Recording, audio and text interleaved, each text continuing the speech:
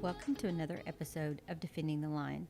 I'm Christy Shepard, and this is my weekly podcast to share the story of what happened in the murder of my cousin Debbie Carter in our small Oklahoma town, and how finding out that the two men convicted of that crime were innocent turned into a quest for truth and accountability. In the last episode, I talked a lot about Debbie's exhumation and the handprints, her handprints being retaken to see if they could match the handprint that was found on the wall in her apartment. And after the exhumation, the report was that it actually was her handprint, that it did match. And so the explanation that we were given was that the first time around, they just must have not gotten good handprints. And so here 5 years later, they were able to get, better handprints, and so that, handprint matched hers. So now everything was wrapped up, and they could go to court, and everything was ready to go. And so for the first time, there's actually an article about Debbie's case that makes the front page of the paper above the fold. And it actually was the first time that there was a picture that accompanied an article about her case. I mean, as far as I'm able to find. So on May the 10th of 1987, the headline is 2 suspects were arrested in Carter case. And it states in the article that Debbie's body being exhumed was kept secret because it might be harmful to the investigation. That's what the district attorney had said.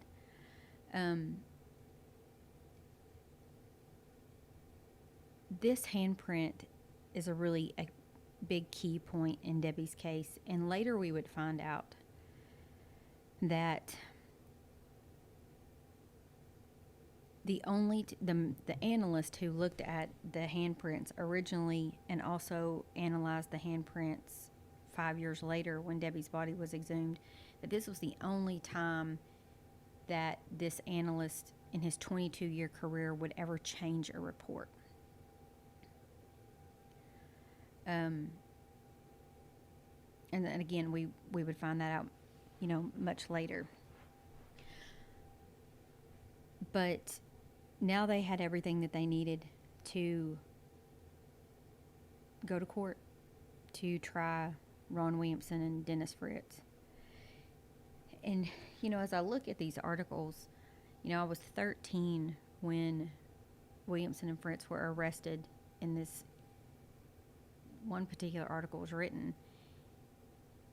And as an adult, a series of events would lead me back to these same old articles, and I reflect on the irrevocable harm that was inflicted on my family, and I have to wonder if there was ever really any consideration to the actual people in this investigation and how that would affect them and touch their lives forever. And I don't have a lot of memory between the time that, Williamson and Fritz were arrested and then they were tried in the summer of 1988. What I do remember was that Debbie's younger sister did not want to go to the trials, and she had 2 small children at the time. And so she would come and get me, and it was, summertime and it was hot, and we would ride around, and we would actually ride around and, go get a Coke or something and go back and circle the courthouse and just kind of check back in, and we would wait for, Debbie's mom and my aunts and stuff to come out of the courthouse and come out onto the lawn, during a break or something. And I remember, walking up on the courthouse lawn and just kind of hearing everybody, talk in somewhat of a, whisper, and they would talk about, whatever had happened that particular, time or what, before the break. And I just remember, one thing I remember was they all smoked, and their hands would, quiver and shake to get the cigarette up to their mouths, and everybody was just kind of a nervous wreck. But outwardly, very, a lot of deep breaths, and like I said, talking quiet, but that those quivering hands to smoke was what I remember. And everything happened right there at the Pontotoc County Courthouse. But most of the information leading up to the trials, my family continued to find out, through the paper. And it's interesting that there's, in the 5 years after Debbie's murder, there's really no mention of her case. But once those arrests were made, articles are every few days. And so the first trial that takes place is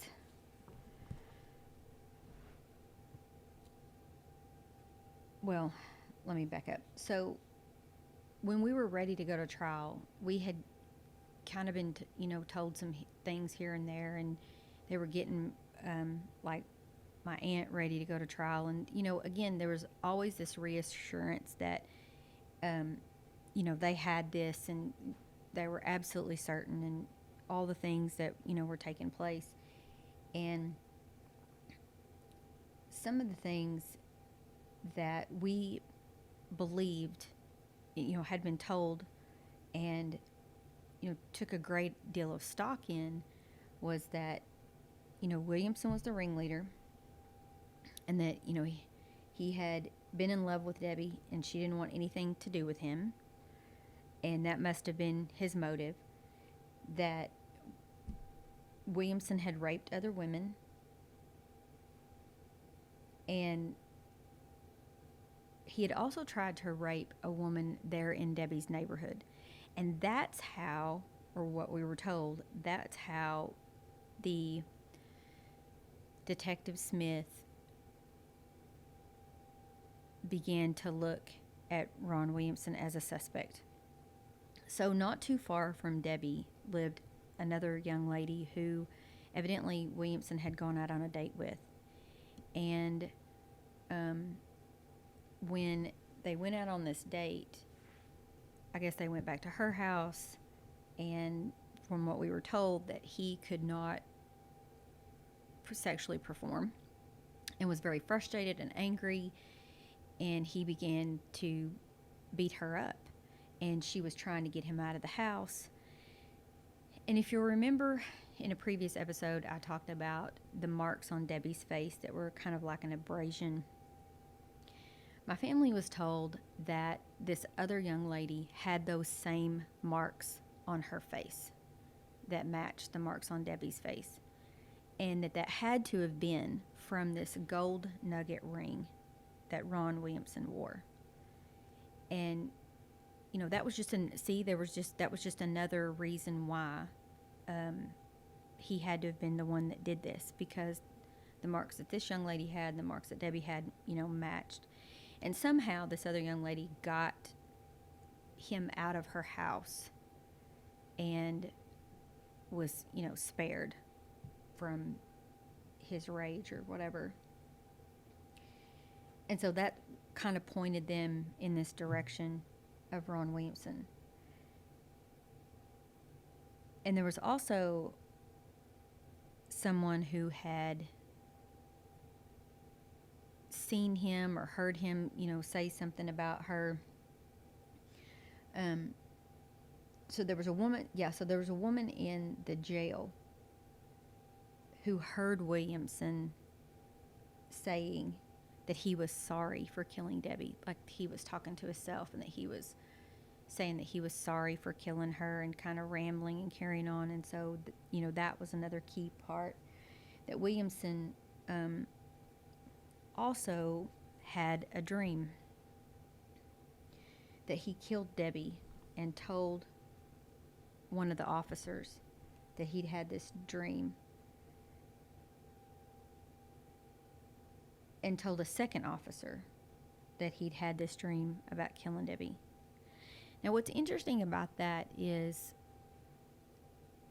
in the Denise Haraway case that I mentioned in the previous episode, the two men that were convicted in her case, one of those men also had a dream that how he did kill her. So that was kind of an interesting part. But there was a witness also that saw Williamson and Fritz washing blood off one another with a water hose in the early morning hours. And again, like, nobody's given any thought to this. Is the middle of December, and it was freezing cold here at the time. But evidently they were washing blood off in a water hose outside. Williamson has all kinds of mental health issues. That Fritz did not, there was no documentation of him being at work the following day on December the 9th. That Williamson and Fritz had tried to kidnap a lady, and that she got away from them somehow. That all the hairs that were found in Debbie's case matched either Williamson or Fritz.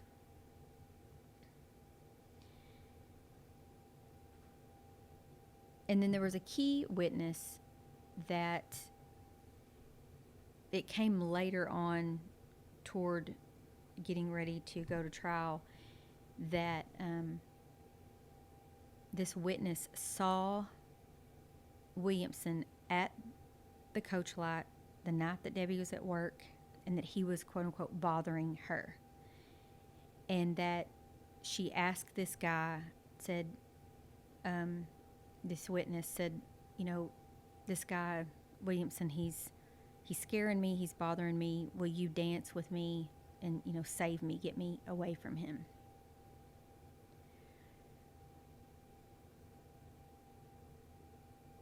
And there was also a woman who would testify that Fritz had discussed with her the crime scene photos, or, a viewing of those photos. So it's like everything had been answered. There was no stone left unturned. And our trust in Detective Smith and the other officers, the district attorneys, was absolute. Like, we did not question anything that that they did or said. And we hoped and prayed that they would both get the death penalty. And, to a large degree, that seems too easy, that it was not even enough for what they had done to her. So the first trial that takes place this summer is Dennis Fritz's trial. And by appearance, Dennis Fritz does not look like a vicious murder. He was a school teacher.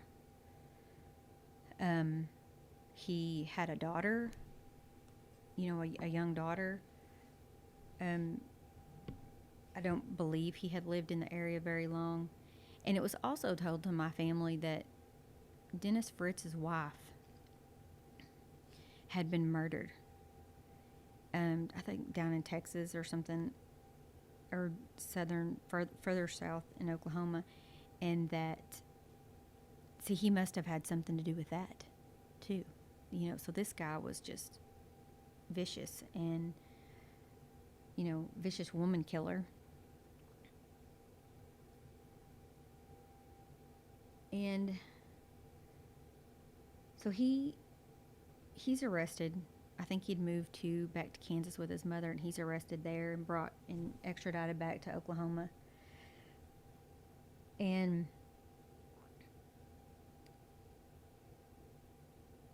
all the court proceedings again took place there in Pontotoc County, and it's this decent sized courtroom. It has no windows or anything. And some of the first testimony comes from a lady by the name of Cynthia McIntosh. And we'll talk about her some more later. But the Cynthia McIntosh, she discusses the crime scene photos with Fritz. And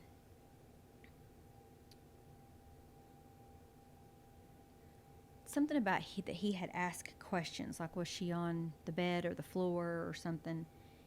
And she insinuated that he knew all about, what the crime scene had looked like. And she was in jail, I believe, at the same time that they were holding him there. So she was a jailhouse witness. An OSBI agent would testify that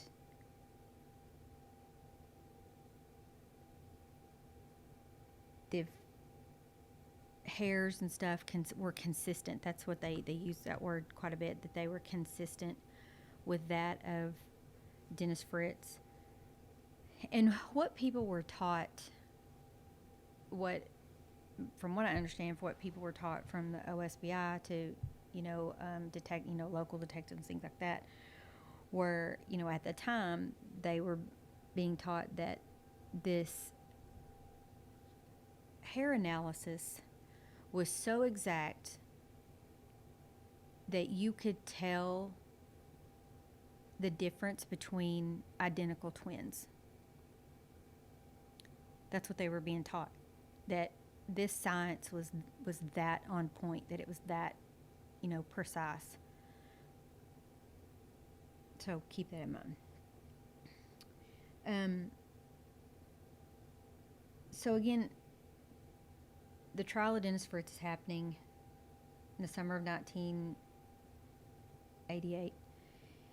And on the second day, Pepe really is kind of introduced to probably some of the most painful testimony, which comes from the detective Smith and also from an OSBI agent by the name of Gary Rogers. What they'd seen, the progression of the investigation, the details of her exhumation, all of it. And when the pictures were shown, Pepe and the rest of my family, I guess, were escorted out. But she was there through all of hearing about how the washcloth was shoved so far down Debbie's throat, and, how she violently fought for her life, and just their theory, and again, building this case about that there's absolutely no chance that it wasn't, Dennis Fritz. On the third day of the trial, Fritz testifies in his own defense, which a lot of people would think that, well, absolutely, like I would definitely testify in my own defense. And what I have learned over the years is that for the most part, most defense attorneys absolutely do not want you to testify in your own defense. That can be completely turned around and misconstrued, and again, anything you say can and will be used against you. So I believe that Fritz explained why he wasn't at work that day, or he may have not been able to remember why he wasn't at work the following day. And he explained that how he was actually fired from his job because detectives had showed up, asking questions and stuff about him. And that, they'd notified the school that he had been, was probably going to be tried with, a felony.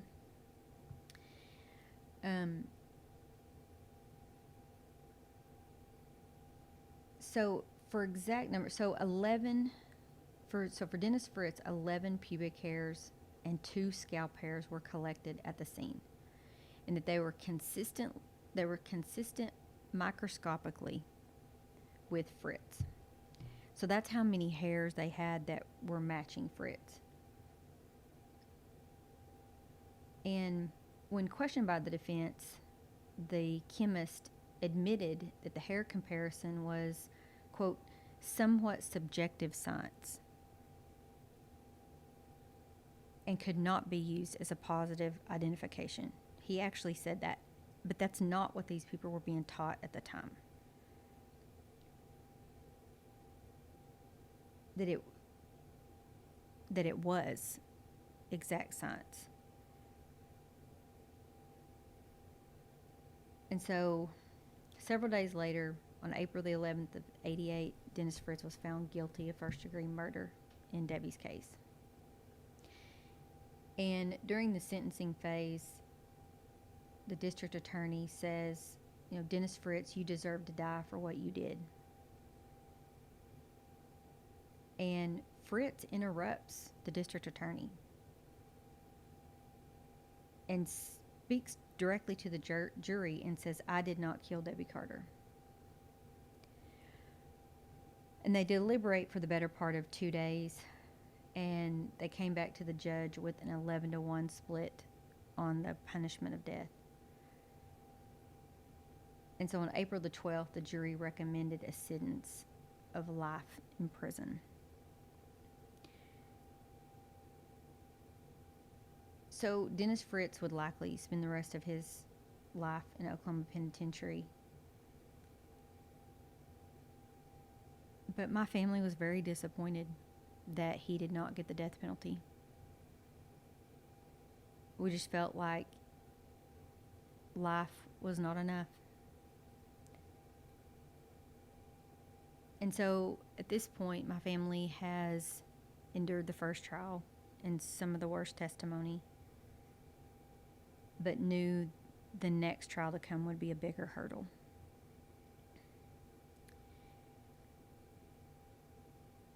And so just 10 days later, the trial of Ron Williamson would begin.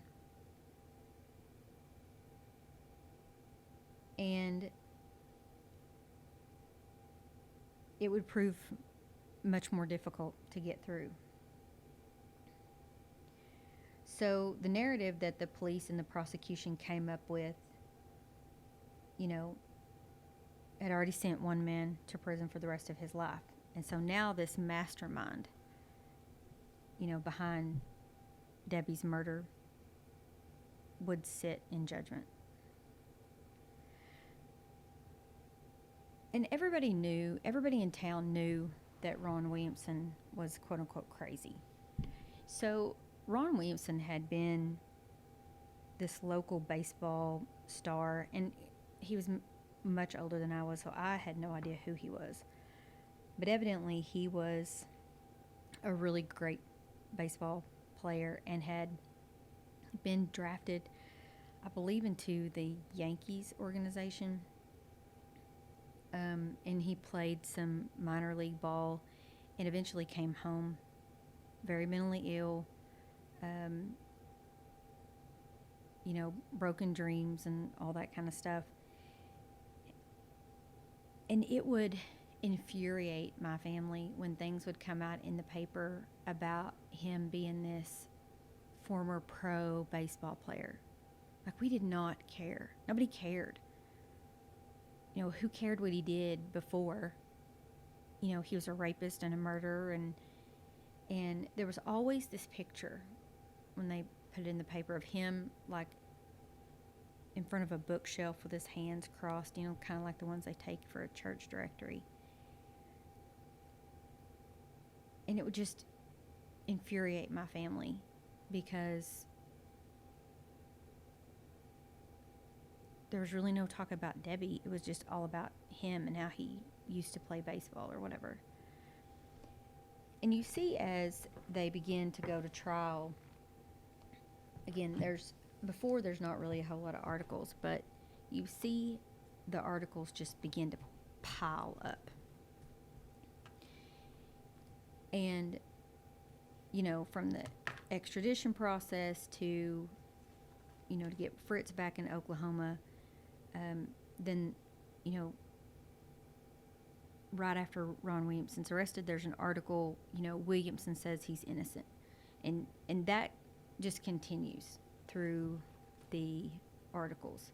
There's one just exactly a month later, well, but not quite a month later, Fritz claims innocence. And, there's all these articles. There were even articles or letters to the editor that Williamson wrote. He wrote letters to everybody. He wrote letters to the judges. He wrote letters to the district attorneys. But there was a letter in the paper, and I'll read it to you. It says, "Dear editor, my name is Ronald Keith Williamson. About a month ago, I was charged with rape by instrumentation, and murder. I've never killed anyone. I'll tell you the reason I'm being held in the Pontotoc County Jail. Some years ago, my mother, Janita Laxton, deceased, taught me that if I'd confess to her my wrong, no matter how, though it was at the time what I'd done wrong, she'd forgive me instead of spanking.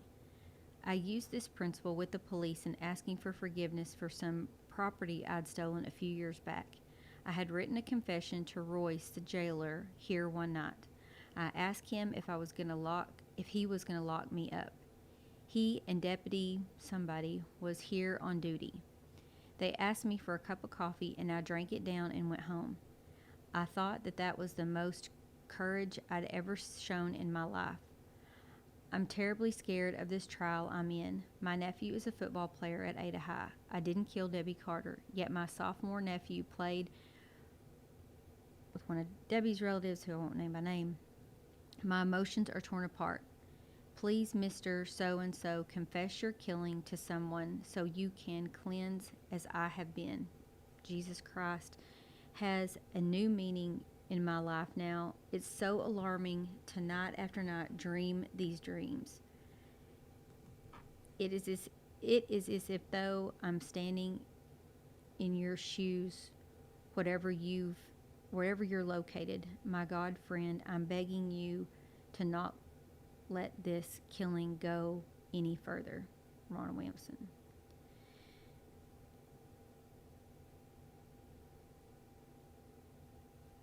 And just a few days later, there was a preliminary hearing where, I believe it was during a preliminary hearing, where they actually continued without Ron present, because he became so angry and out of control during this part of the trial. He flipped over the table where the attorney sits with all the files and stuff. He flipped the table over, and papers and stuff went everywhere, and it was a mess. And so again, all this is playing into just how incredibly irrational he was and rageful. And I have yet to mention that his attorney at the time is blind. And his attorney was afraid of him. And he even asked the judge to dismiss him from the case because he couldn't see him coming at him. If something happened, he couldn't see him, but the judge denied that, and they moved forward anyway. So again, the articles rack up.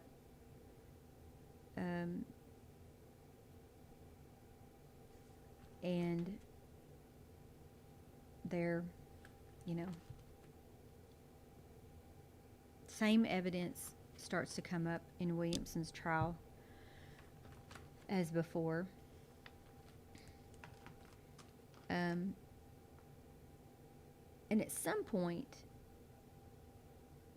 there's an article that discusses that there's a confession made in Debbie's case, and it was just a small article. And I remember at the time they just, you know, assured us that this confession made by this guy, his last name was Simmons, that he was just kind of a local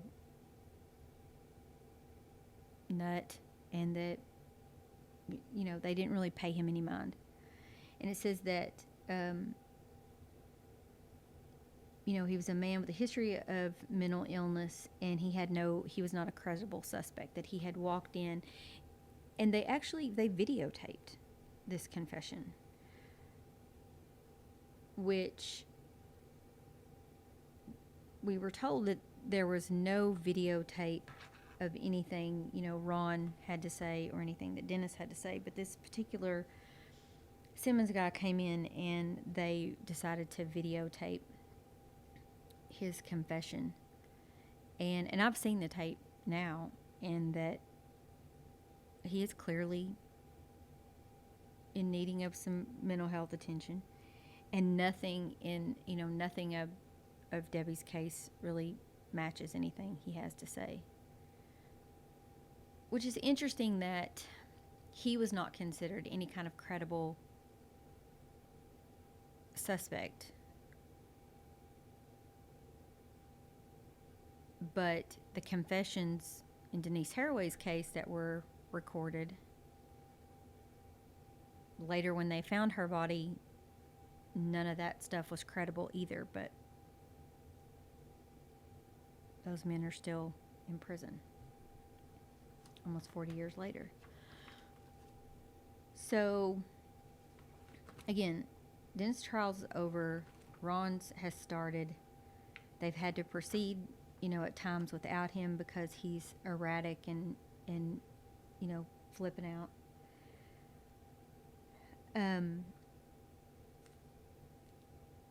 So as Ron's starts, one of the first witnesses, let me get over here to this part. One of the first witnesses is by a man named Glenn Gore.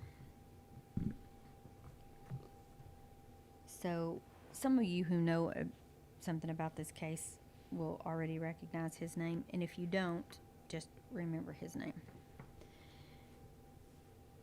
So I guess he was actually the first witness called.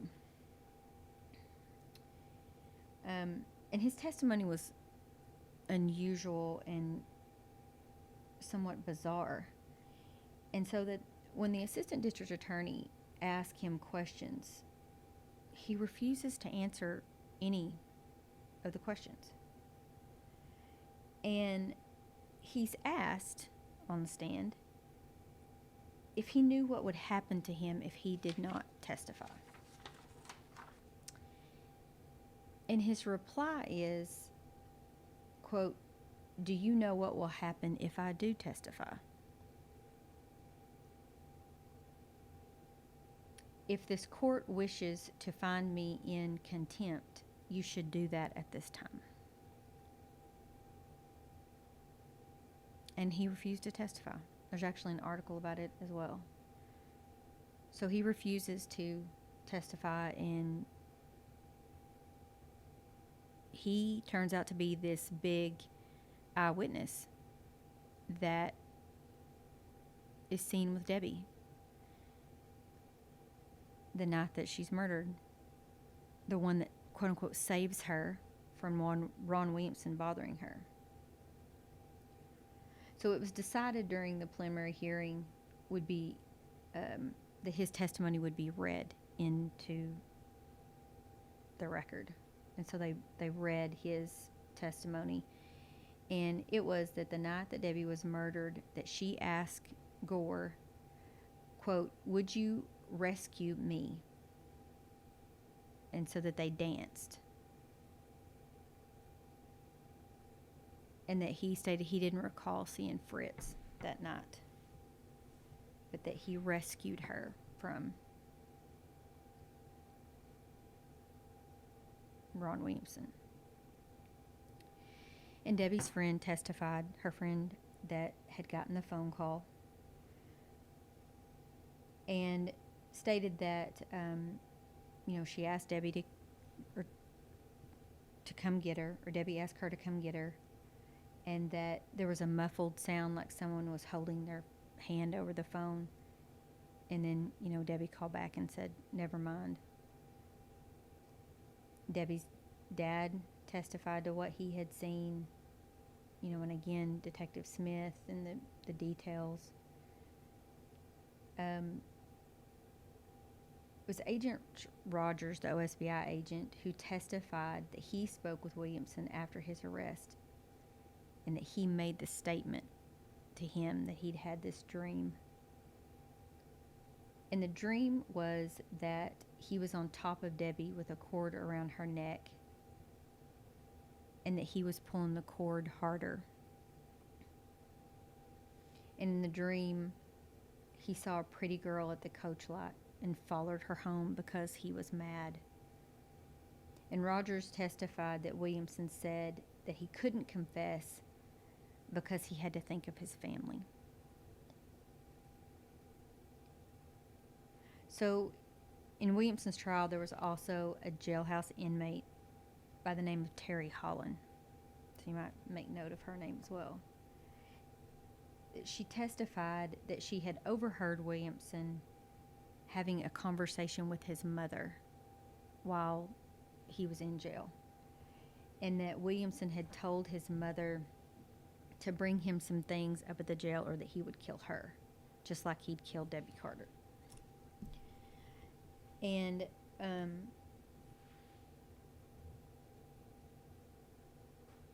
Williamson stated that he wanted to go with Debbie Carter, but she wouldn't go with him.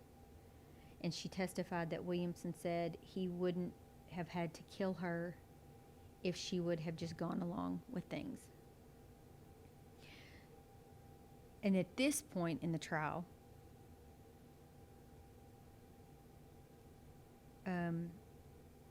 Williamson stands up and screams at this Terry Holland, "She's a liar. I never killed anybody in my life. You're lying and you'll pay for that." So again, this is all just this is just all fitting together. There's no way he didn't do this. And it's just reinforcing my family's belief in his guilt. And so again, the same OSBI agent that testified about the microscopically consistent hair in Fritz's case testifies in Williamson's case. And he explains that the hairs were consistent with Williamson, and that there were no other suspects that were consistent with any of the hairs found at the scene. And again, I was not there at these trials, but I found it interesting in going back that Williamson also took the stand in his own defense. And he stated, "To the best of my knowledge, I don't remember ever making her acquaintance. I was at home at 10 p.m. and I either watched TV or went to bed. When he was asked if he killed Debbie, no, sir, I did not." So he has no alibi other than his mother. And so the police do not believe that, she is a credible alibi for him. And so the 7 women and 5 men jury found Ron Williamson guilty of first-degree murder.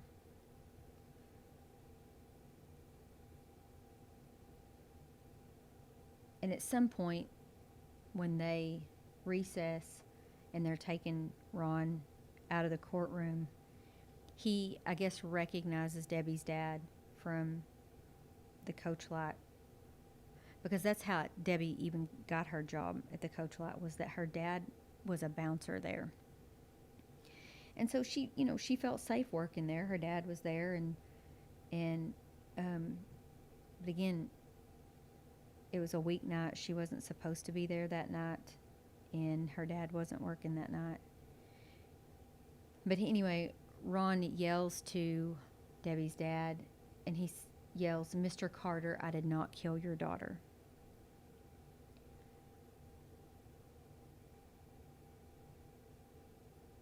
And in this case, the jury recommends the death penalty for Ron Williamson.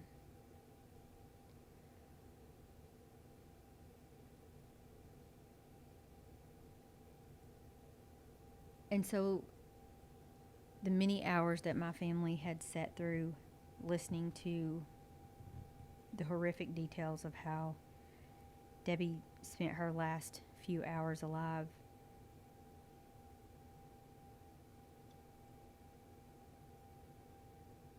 it had ended with Ron Williamson going to be put on death row. And there would really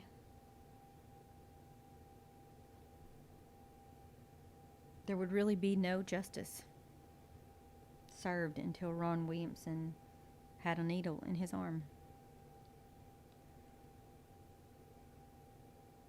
And that's all that was left to wait for, was the call that he would be put to death.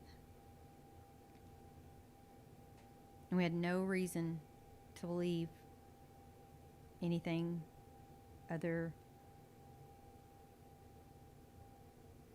than all that had happened, all that we'd been told, and all that had happened in front of their very eyes during, this circus.